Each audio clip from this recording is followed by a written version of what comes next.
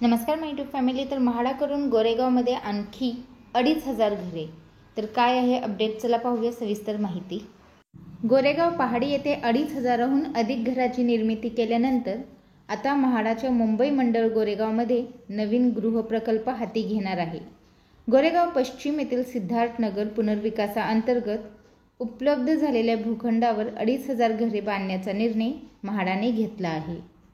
तसेच ही घरे अत्यल्प, अल्प आणि मध्यम गटासाठी असणार आहे. या घरांची निर्मिती 2 टप्प्यात करण्यात येणार असून पहिल्या टप्प्यातील 1,500 घरांच्या कामासाठी निविदा काढण्याची तयारी मुंबई मंडळाने सुरू केली आहे. पत्राचा आळ म्हाडा वसाहतीच्या पुनर्विकासातून मुंबई मंडळाला आपल्या हिश्श्यातील 2700 घरे सोडतीसाठी विकासकाकडून उपलब्ध होणार होती. मात्र विकासकाने पुनर्विकास अर्धवट सोडल्याने प्रकल्प रखडला, तर दुसरीकडे प्रकल्पात आर्थिक गैरव्यवहार केला. प्रकल्प वादात अडकला आणि शेवटी राज्य सरकारने विकासकाकडून प्रकल्प काढून घेत म्हाडाकडे सोपवला. दरम्यान विकासकाने म्हाडाच्या हिश्श्यातील 306 घरांचे काम सुरू केले, मात्र ते अर्धवट सोडले. या अर्धवट घरांसाठीच मंडळाने 2016 मध्ये सोडत काढली होती.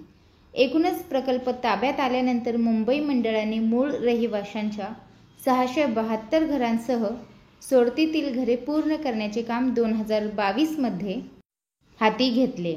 आता हे काम अंतिम टप्प्यात आले आहे. असे असताना आता मंडळाने आपल्या हिश्श्यातील 2500 घरांची बांधणी करण्याचा निर्णय घेतल्याची माहिती म्हाडा उपाध्यक्ष संजीव जयस्वाल यांनी दिली.